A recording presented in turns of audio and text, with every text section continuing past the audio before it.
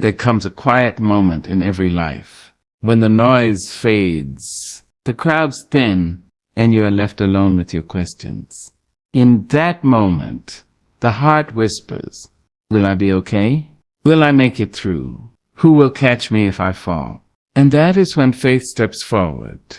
Not loudly, not boastfully, but gently, like a hand resting on your shoulder saying, trust God to take care of you. Trust is not the absence of fear. It is the decision to rise while fear is still breathing down your neck. It is not born from certainty, because certainty has never been the soil where faith grows.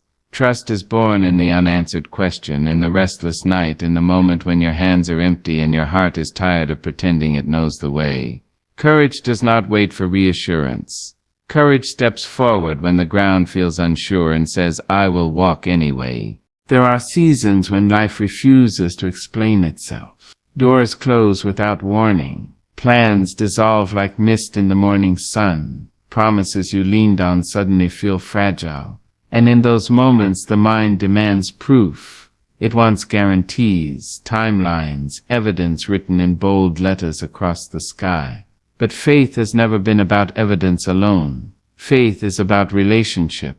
It is about knowing deep in your spirit that even when the map is missing, the guide has not abandoned you. Trusting God does not mean you have all the answers tucked neatly in your pocket. It means you have learned, sometimes through tears, that answers are not the same as assurance. You can know every fact and still feel lost. You can calculate every outcome and still feel afraid. But when you trust God, you lean into a presence rather than a prediction. You rest in the belief that wisdom greater than your worry is at work, even when you cannot trace its steps. Courage, real courage, is quiet. It does not announce itself with loud declarations. It shows up in the simple choice to keep going. To wake up one more morning and say, I don't understand this, but I will not let fear be my master. Courage is praying when the words feel thin. Courage is loving again after disappointment has taught you caution. Courage is trusting God when the past has trained you to expect pain. We often think trust should feel calm, steady, unshaken, but sometimes trust trembles. Sometimes it walks with a limp, sometimes it whispers instead of shouts.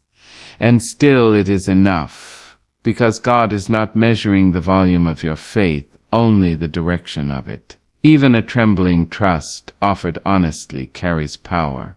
Even a fragile belief placed gently in God's hands can move mountains that confidence alone never could.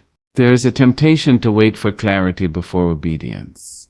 We say, once I see how this will work out, then I'll move. But life does not unfold that way. Growth demands motion before certainty. Trust asks you to take the step while the fog still lingers, to place your foot down without knowing the full shape of the path. And that is where courage is born, not after fear leaves, but while it is still present. God has never promised a life free of uncertainty. What God promises is presence, a steady companionship through confusion, a guiding hand when the road curves unexpectedly. When you trust God, you are not claiming that nothing will go wrong. You are claiming that nothing will go wrong alone. You are saying, even if I stumble, I will not be forsaken. Even if I fail, I will not be finished. Many of us exhaust ourselves trying to secure the future as if certainty were a form of safety. We plan, prepare, protect, and still the unexpected arrives. Trust teaches us a different strength. It teaches us flexibility instead of control, faith instead of fear, surrender instead of struggle. It reminds us that safety is not found in knowing everything, but in knowing the one who holds everything. Courage grows when you remember how far you've already come. There were moments behind you that once felt impossible. Yet here you are, breathing, standing, surviving. You did not get here by certainty alone. You got here by trusting your way through darkness, by stepping forward when you could only see a few feet ahead. The same God who carried you then has not changed. The same grace that held you up before is still available now. Trusting God means accepting that confusion does not cancel calling. Doubt does not disqualify destiny. Fear does not negate faith. They can exist in the same space. You can be afraid and still faithful. You can question and still believe. You can feel uncertain and still move forward with courage. Trust is not pretending you are unafraid. It is choosing obedience in spite of fear. Sometimes God does not remove the uncertainty because uncertainty is the very place where your faith learns to breathe. In not knowing, you learn to listen. In waiting, you learn patience. In surrender, you learn peace. Trust reshapes you. It softens what fear hardens. It widens what pain narrows. It teaches you that your worth is not tied to how well you predict outcomes, but to how deeply you rely on grace. When you trust God without certainty, you are saying, I believe there is meaning even here, meaning in the delay, meaning in the detour, meaning in the unanswered prayer. You are affirming that your life is not random, your struggle not wasted, your future not abandoned. You are choosing hope not because circumstances are kind, but because God is faithful. So walk forward even if your steps are slow. Trust does not demand speed, it asks for sincerity. Move with courage, not because you feel strong, but because you are supported. Let faith guide you when sight fails. Let courage carry you when clarity is absent. And know this deep in your bones. Trusting God without certainty is not weakness. It is one of the bravest acts a soul can perform. There is a quiet lie we learn early in life, a lie whispered by a world that praises strength but rarely teaches softness. It tells us that we must carry everything ourselves, that asking for help is a weakness, that survival belongs only to the self-sufficient. Over time we wear this lie like armor, heavy and uncomfortable yet familiar. We tell ourselves we are fine even when our hearts are weary, even when our spirits bend beneath invisible weight. But the truth, steady and unchanging, waits patiently beneath the noise. You were never meant to carry life alone. From the beginning, human hands were designed to reach outward, not inward. We were created for connection, for comfort, for companionship, both divine and human. God did not shape you to be an island. God shaped you to be held. And yet, how often do we tighten our grip around our burdens, afraid that if we loosen them, everything will fall apart? We clutch our worries like proof of responsibility, mistaking exhaustion for virtue. There are seasons when life demands more than we feel we have to give. The days stretch long, and the nights feel longer. Responsibilities multiply. Expectations press in from every side. And still we tell ourselves to be strong, to push through, to manage.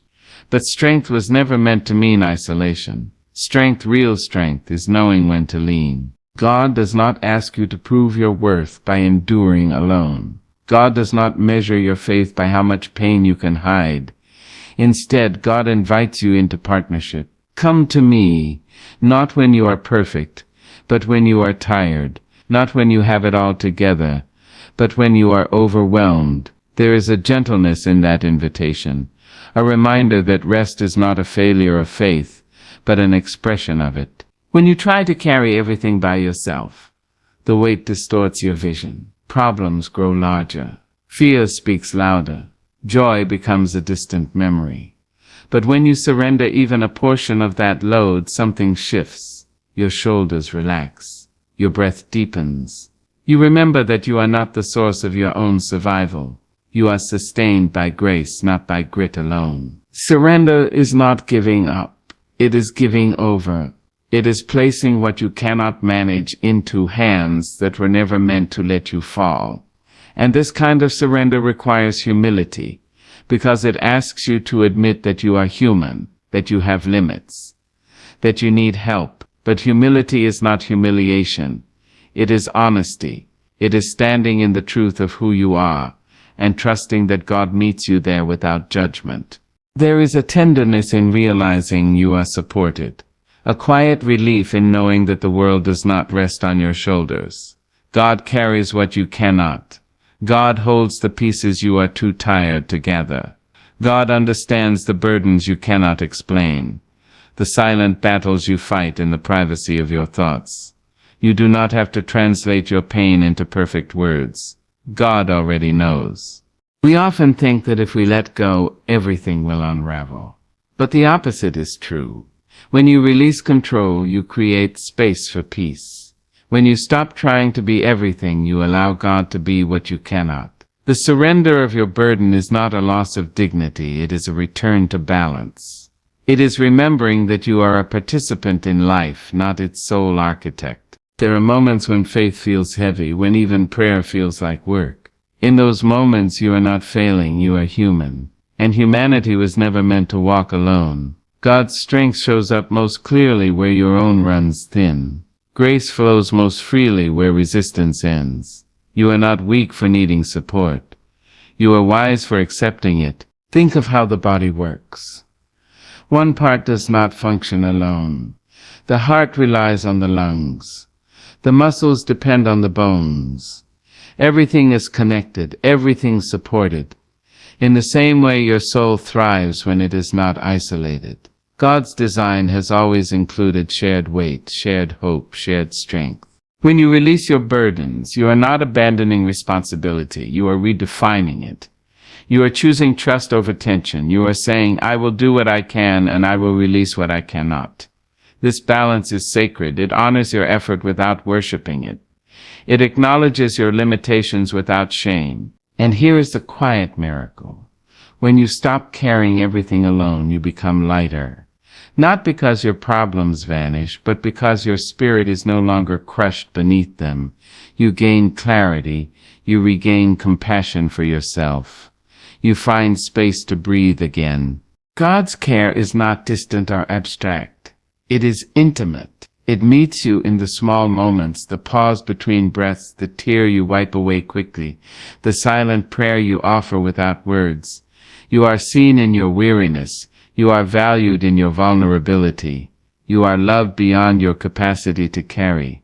So lay down what you have been holding too tightly. Release the belief that your worth is measured by endurance alone. Allow yourself to be supported, guided, and strengthened. You were never meant to do this life by yourself. You were meant to walk with God, to rest when needed, to trust that even when your arms grow tired, there is a greater strength holding you steady. There are moments in life when pain arrives unannounced and settles in your spirit like a heavy silence. It does not ask permission, it does not explain itself. It simply takes a seat and waits for you to notice how much it hurts.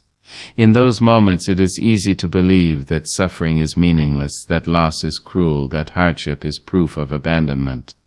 But there is a deeper truth, one that faith teaches slowly and gently. Pain, when placed in God's hands, is never wasted. Pain changes us. It rearranges our priorities. It strips away illusions and exposes the fragile places we tried to hide. And though no one seeks suffering, suffering has a way of teaching lessons comfort never could. It teaches empathy where judgment once lived. It teaches patience where haste once ruled. It teaches humility where pride once stood tall. When you trust God, even your pain becomes a teacher, not a tormentor. There are tears you cry that feel endless, nights when grief refuses to loosen its grip, days when disappointment weighs heavier than your hope. In those moments you may ask why this loss, why this delay, why this heartache. But faith does not always answer the question of why. Instead, it offers the promise of purpose. It says, this will not destroy you, this will shape you. God does not delight in your suffering, but God does not abandon you in it either. Pain is not a punishment. It is not proof that you have failed or fallen out of favor. Sometimes pain is simply part of the human journey, and sometimes it is the fire that refines what comfort could never strengthen. Trusting God means believing that even in the fire you are being formed, not forsaken. What breaks your heart can deepen your soul. What wounds you can widen your compassion. The ache you carry today may become the very bridge that allows you to reach someone else tomorrow. Pain has a strange way of connecting us, of reminding us that we are not alone in our suffering. When you trust God, your pain becomes a language, one that speaks understanding, gentleness, and grace. There are scars you did not ask for, marks left behind by battles you never planned to fight. And yet those scars tell a story of survival. They speak of endurance. They testify that you were hurt, yes, but also healed enough to continue. God does not erase every scar, but God transforms their meaning. What once symbolized brokenness becomes evidence of resilience. Pain has the power to harden or to soften. It can close the heart or open it. Trust determines the difference. When pain is carried alone, it often turns inward, breeding bitterness and fear. But when pain is surrendered to God, it begins to loosen its grip. It becomes lighter, not because it disappears, but because it is no longer carried in isolation. There are prayers you pray in pain that feel unanswered, words spoken into silence. But silence does not mean absence. Sometimes God works quietly beneath the surface, where transformation is slow and unseen. Roots grow in darkness before they ever break through the soil. In the same way, healing often begins where no one else can see it. Trusting God in pain means believing that your suffering has a future beyond itself. It means trusting that what feels unbearable today will not define you forever. Seasons change. Wounds close, strength returns in unfamiliar forms. You may never be the same as you were before the pain, but you may become wiser, deeper, more compassionate than you ever imagined. Pain teaches you how to listen. It slows you down long enough to hear what joy often drowns out. It reminds you of what truly matters. It refines your spirit, stripping away what is unnecessary and leaving behind what is essential.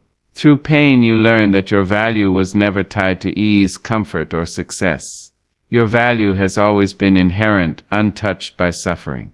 God wastes nothing, not your tears, not your waiting, not your heartbreak. Every moment of pain carries the possibility of transformation. What feels like an ending may be the beginning of a deeper calling.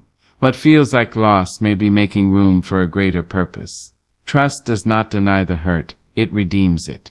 And one day, often without warning, you look back and realize that what once nearly broke you has become the source of your strength. The pain that humbled you taught you grace. The struggle that exhausted you taught you reliance. The loss that shattered you taught you love in its truest form. You begin to see that even then, even there, God was working. So do not rush your healing. Do not shame yourself for hurting. Do not believe the lie that your pain is pointless. Hold it gently. Offer it honestly. Trust that God is weaving meaning through every tear, every delay, every ache. Because in the hands of grace, pain does not have the final word. Growth does. Healing does. And hope, quietly and persistently, rises from the ashes of what once hurt the most. There comes a moment in every life when holding on begins to hurt more than letting go. A moment when the clenched fists of control grow tired. When the heart grows weary from managing outcomes that were never meant to be managed by human hands. We learn early to grip tightly our plans, our expectations, our fears, believing that control will keep us safe. But peace does not live in tension. Peace waits patiently for surrender. Letting go is not weakness, it is wisdom. It is the understanding that you cannot carry the weight of the world without it bending your spirit. Control promises security, but it often delivers anxiety. It convinces you that if you think hard enough, plan long enough, or worry deeply enough, you can prevent pain. Yet worry has never healed a wound, and control has never stopped the unexpected from arriving. Peace begins when you release the need to orchestrate every detail of your life.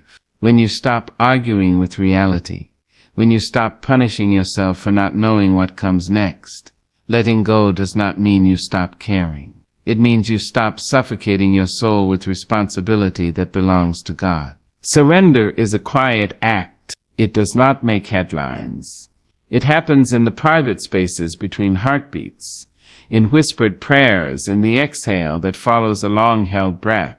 It is choosing to trust that your life is held by something greater than your effort. It is laying down the burden of perfection and accepting the grace of being human. We often confuse surrender with defeat, but surrender is not quitting. It is repositioning. It is stepping out of the center of the story and allowing God to lead. When you release control, you are not abandoning your dreams, you are placing them into safer hands. You are acknowledging that while your vision is limited, divine wisdom sees the full horizon. There is a certain violence we commit against ourselves when we refuse to let go. We replay conversations, rehearse regrets, predict disasters that may never come. We hold on to guilt long after forgiveness has been offered. And all the while peace waits, quiet, patient, available. Peace does not force its way in. It enters only when invited. Letting go requires trust, but it also requires courage. Courage to accept uncertainty. Courage to admit you do not have all the answers. Courage to believe that your worth is not measured by how well you control outcomes. When you release control, you release fear's favorite weapon. Fear thrives on uncertainty, but faith transforms uncertainty into possibility. There is relief in saying, I have done what I can, and now I will rest. Relief in acknowledging limits. Relief in trusting that rest is not laziness, but restoration. God does not ask you to exhaust yourself to prove devotion. God invites you to rest so your spirit can remain whole. Peace arrives when you stop resisting what is and start trusting what can be. When you accept that some doors must close for others to open. When you stop demanding that life explain itself before you agree to move forward. Peace is not the absence of struggle, it is the absence of inner warfare. It is no longer fighting yourself. Letting go frees you from the prison of what if. What if I fail? What if I lose? What if I am disappointed again? Peace does not answer these questions, it dissolves their power. It reminds you that no matter what happens, you will not face it alone. You will adapt, you will endure, you will grow. There is a sacred softness that comes with surrender. Your heart opens, your shoulders relax, your breath slows. You begin to notice beauty again in small moments, in quiet victories, in simple grace. Peace allows you to live in the present instead of being trapped in imagined futures. God does not demand your control. God desires your trust. Trust that you are guided. Trust that delays are not denials. Trust that what you release is not lost but transformed. When you let go, you make room for healing, room for joy, room for clarity. You may not see immediate change when you surrender. Peace often arrives gently, like dawn rather than lightning. It unfolds slowly, steadily, until one day you realize that the noise has softened, that the heaviness has lifted, that your spirit feels lighter than it has in a long time. You realize that letting go did not leave you empty. It filled you with calm. Surrender teaches you that you are not required to be perfect to be at peace. You are not required to have everything figured out. Peace meets you exactly where you are, in your uncertainty, in your becoming. It asks only that you loosen your grip. So release what you have been holding too tightly. Release the need to control outcomes. Release the fear of not knowing. Release the belief that struggle is the price of worthiness. Let peace enter. Let grace settle. Let God carry what you were never meant to hold alone. There is a comfort deeper than certainty, a reassurance stronger than plans carefully drawn and guarded. It is the knowing, quiet, steady, unshaken, that you are not walking into tomorrow alone. Long before you worried about the next step, long before fear rehearsed its arguments in your mind, God was already there, ahead of you, preparing what you cannot see, arranging what you have not yet imagined. We spend so much of life looking backward or standing frozen in the present, afraid to move because the future feels uncertain. But faith teaches us that uncertainty is not emptiness. It is space. Space where grace moves freely. Space where God works beyond the limits of your sight. You may not know what awaits you, but you are known by the one who does. God is not surprised by your questions, your delays, your detours. Nothing in your life arrives as news to heaven. What feels sudden to you has already been accounted for by divine wisdom. When doors close unexpectedly, when plans unravel without warning, it is easy to believe you have missed your moment, but God does not operate on human clocks. God moves with intention, not impatience. Being ahead does not always look like immediate answers or instant relief. Sometimes it looks like protection disguised as postponement. Sometimes it looks like a closed door that saves you from a room that would have drained your spirit. Sometimes it looks like a longer road that builds strength you will need later. What feels like delay may be divine mercy quietly at work. There are paths you wanted that God did not allow, not to punish you, but to preserve you. There are relationships that ended not because you failed, but because they could not follow you where you were meant to go. Trusting that God is ahead of you means believing that even the disappointments have direction, that nothing was lost, only redirected. When you walk with this trust, fear loses its authority. Fear thrives on the unknown, but faith reframes the unknown as possibility. You stop asking, "What if it all goes wrong?" and begin asking, "What if I am being guided?" You stop measuring your life by speed and start honoring its depth. You understand that growth cannot be rushed without being damaged. God prepares spaces before you arrive, strength before you need it, comfort before the grief hits fully, wisdom before the decision becomes unavoidable. You may not feel prepared, but preparation does not always announce itself. Often, it reveals itself only in hindsight, when you look back and realize you survived something you once thought would undo you. Trusting that God is ahead of you allows you to rest even while moving forward. You no longer sprint in panic. You walk with purpose. You understand that every step is supported, even when the ground feels unfamiliar. Faith becomes less about control and more about companionship. There is a humility required to believe that your life is being guided by something greater than your understanding. It asks you to release the belief that you must see the whole picture before you can take the next step. It invites you to trust the artist even when the canvas looks incomplete. God sees the finished work while you are still standing in the sketch. You may feel behind in life, behind in success, behind in healing, behind in clarity. But God does not measure progress the way the world does. God measures growth, not comparison. What looks late to you may be right on time in divine order. You are not racing against anyone. You are unfolding. Being ahead does not mean removing obstacles. It means equipping you to face them. It means that when challenges rise, you will find strength you did not know you had, words you did not know you could speak, courage you did not know you could summon. God prepares you quietly, shaping your character in unseen moments. Trust grows when you reflect on your own history. There were moments you once feared that never broke you. Situations you thought would define you that instead refined you. Looking back, you see threads of guidance woven through confusion. That same guidance has not left you now. God is ahead of you in your healing, ahead of you in your growth, ahead of you in your becoming. The version of you that emerges on the other side of this season is already known, already held, already valued. You are not stumbling toward chaos.